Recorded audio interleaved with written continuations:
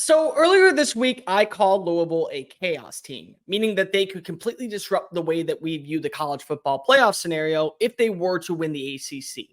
But let's be real for a second.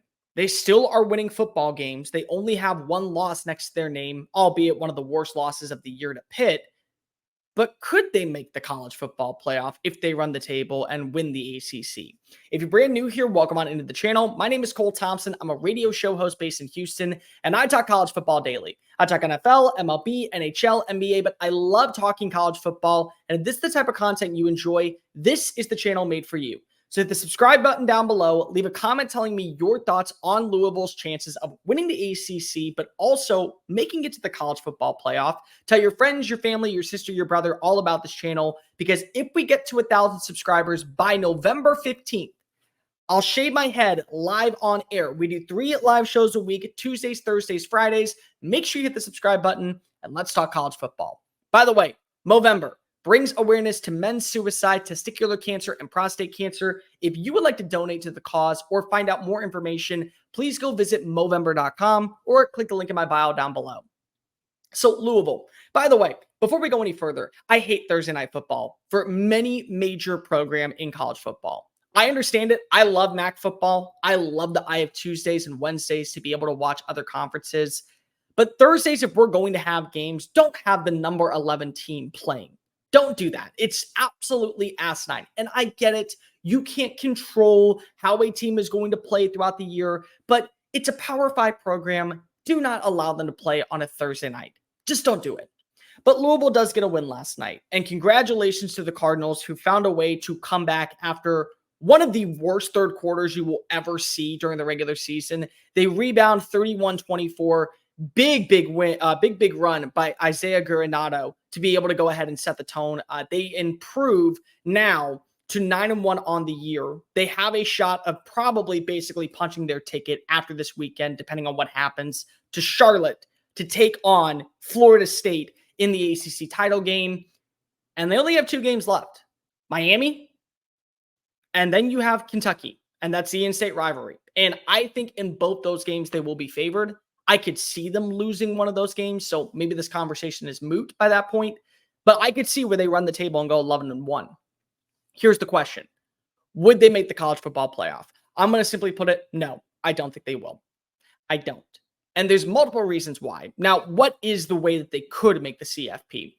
I brought this up in another video not too long ago, but do you remember when I said that there was 2 avenues for at least 2 teams in the same conference to make it, where maybe you see a Penn State and a Michigan go, or you see a Washington and an Oregon go, or somehow, some way, the only loss comes to Georgia in the SEC championship. So Alabama and Georgia both get the nod.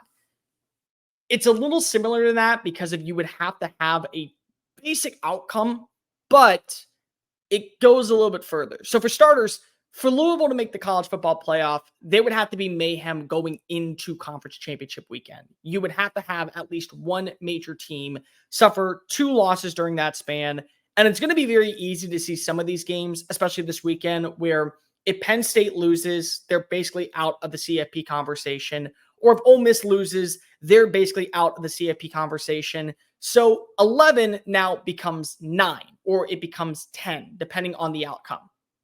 But the other thing that would have to happen is you would have to see trepidation or a trip up along the way from at least one more major program, whether that be Oregon losing this weekend to USC, or that be Washington dropping 2 games to Oregon State, and maybe they lose to Utah, or you see Ohio State get absolutely curb stomped by Michigan State, and then they lose to Michigan. Something else would have to occur in the process.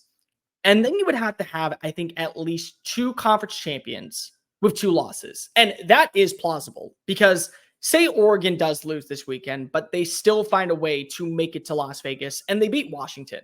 Well, that would be an 11-2 win Oregon team. So they would not get the nod, but they would at least get the title.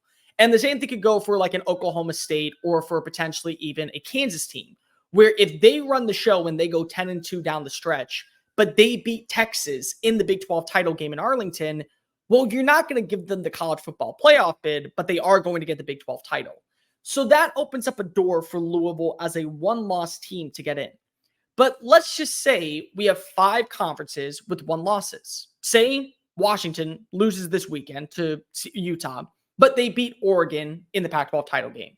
Or say Penn State wins this weekend, they run the table, Michigan ends up losing to Ohio State, or Ohio State wins, and they get the nod, and they're at 12-1.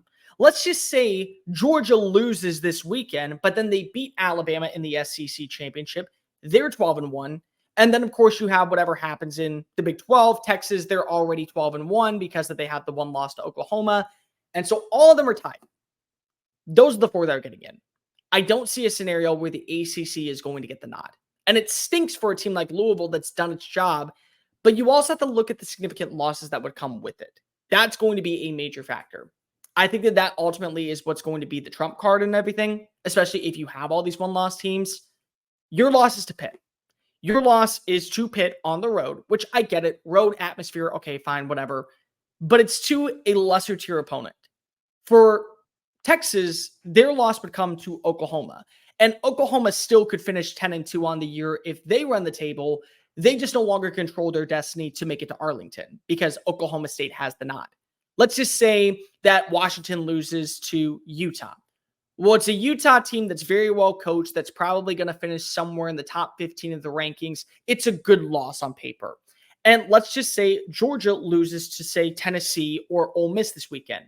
Well, it's going to be either a top 10 loss or a top 15 loss. So that plays dividends when it comes to strength of record. You can't use that as an excuse when it comes to Louisville. So Louisville's only pathway to make it to the CFP is by having multiple 2-loss conference champions, because they would be a 1-loss conference champion, and you're not going to leave them out of the mix. And I like this Louisville team. I think Jawar Jordan's one of the best running backs in college football. I think having Jack Plummer and Jeff Brom's offense to be able to bring some continuity and consistency is great for the program. And it's really set the tone for a coach that a lot of people thought should have been the hire before Scott Satterfield. That should have been the deal. And imagine what Louisville would have looked like if they did hire Jeff Brom back in the day. Imagine if Louisville was able to keep several of the recruits that Satterfield wanted. But when Satterfield left for Cincinnati, all the shit hit the fan and they lost some players. Imagine if players stayed with the program instead of leaving when Satterfield was the coach. Maybe we're talking about Louisville the same way we're talking about a team like Florida State. Or maybe we're talking about them like Washington or Texas for that matter. But the bottom line is that this is a year 1 coach who did lose a football game to a team that's probably not going to be bowl eligible. And the rest of the conferences don't have that. Texas's only loss comes to a decent Oklahoma team.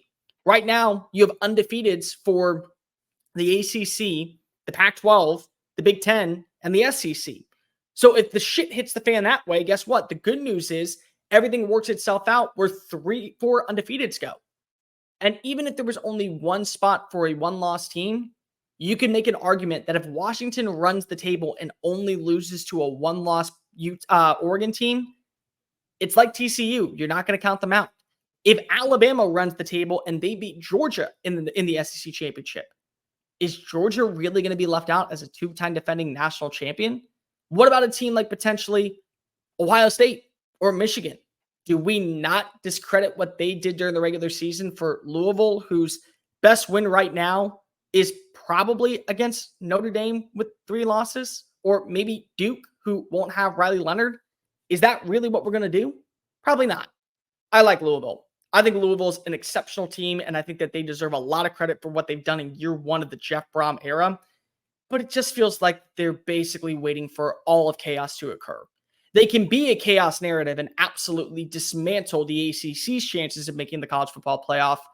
But unless other things turn to mayhem over the next few weeks, they probably are your first team out rather than your last team in. Hey guys, thank you so much for watching that video. Don't hit the X button yet. Make sure you hit subscribe to keep up with all of our daily content found on Just Saying It and anything else that we post on this channel. Bye.